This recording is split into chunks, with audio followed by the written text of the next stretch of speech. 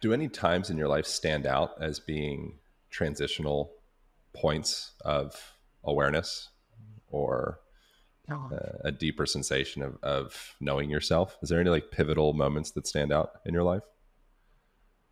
of course, I think that's true of everybody. I mean, everybody's on a spiritual path. Some people just don't know it. Yeah. Everybody's going through deep experiences. Some people just won't look at them. Um, sometimes it's a love affair. Sometimes it's having a child. Sometimes it's a marriage. Sometimes it's for myself, what I have been through over the last year Mm. is running for president is definitely has opened my eyes to things I would have hoped to never to see. Hmm. And I'm still trying to integrate what that means and understand what the calling of my soul is. Um, the system, the political establishment in our country, however toxic and corrupt you might think it is, I'm telling you, it is more so. And I am not the same person from having seen this, but I am in the middle of the alchemical process of trying to understand every piece of it, process it, learn from it, grow from it, and know what to do with it. Can you share anything that you've learned that has been surprising I, or perhaps yeah, challenging? I wrote an article that was on my Substack the other day. It's called Love, Democracy, and Gangster Politics.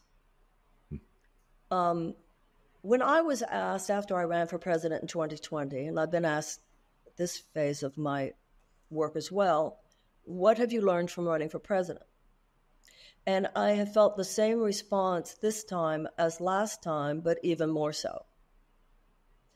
The system is even more corrupt than I feared, and the people are even more wonderful than I hoped.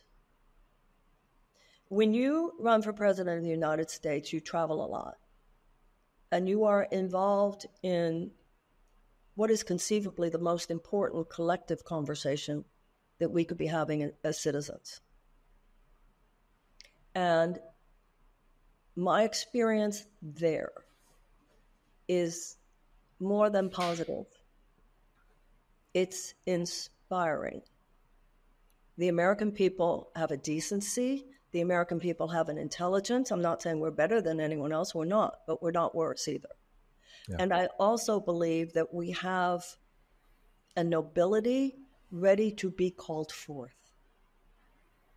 And what I saw in this race, even more than last time there was just such a, like, we just got to get rid of Trump. We just got to get rid of Trump. And so that obsession was such a sole focus. And people realize now it turned out to be not so simple as that, because certain things have been let out of the bag. So it's a phenomenon that goes, it's bigger than one man. Yeah. This time, engaging with people, and what, like I said, one of the reasons I've run is because we must have a deeper conversation. You know, Gandhi said politics should be sacred. He didn't mean it should be doctrine or dogma of a particular religion. He meant it should come from the deepest parts of ourselves. Like if we have a deep conversation in a book or in a podcast, that's the level of conversation we should be having politically. Yeah. But the political establishment mitigates against that kind of depth, because that's one of the ways they retain their power. Keep it shallow. And within that shallowness, they create and they invent narratives that they sort of entrance people with. So I saw in individuals, in audiences, a leaning in. You know, people would say to me, where do you see hope? And I would say, I see hope in the fact that not one person tonight took out their phone. I see hope in the fact that this room gets it, that we're in trouble and we need to have a serious adult conversation.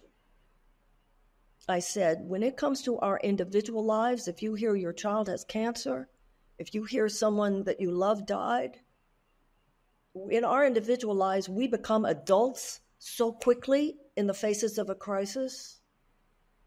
But in our collective experience, we've been trained to think like sixth graders. So in politics, we all go dumb. So what I saw is that the people are ready. The people of the United States are ready. We have ancestors who handled slavery. We had ancestors who handled the institutionalized oppression of women. We had ancestors who established organized labor. We had ancestors who desegregated this country. But we are behaving collectively like the first generation that's going to wimp out on doing the job because we have acquiesced to a system and farmed out our critical thought processes to these political parties and political elite. And what we have in this country is a political media industrial complex. So what we've got is a matrix of corporate power, which is basically corporate overlords, no different than the landed gentry that we repudiated in 1776. Insurance companies, pharmaceutical, big agriculture, big food companies, big chemical companies, oil companies, gun manufacturers, and defense contractors. They are a matrix of corporate overlords. It's an economic tyranny. Their short-term profit maximization goals has become our new bottom line. And that organizing principle has replaced democracy. We're not functioning as a government of the people, by the people, for the people. We're functioning as a government of the corporations, by the corporations, and for the corporations. Now, the problem is the political parties are behaving in exactly the way George Washington, in his farewell address, warned us that they would become, he said, factions of men more concerned with their loyalty to their party than to their country.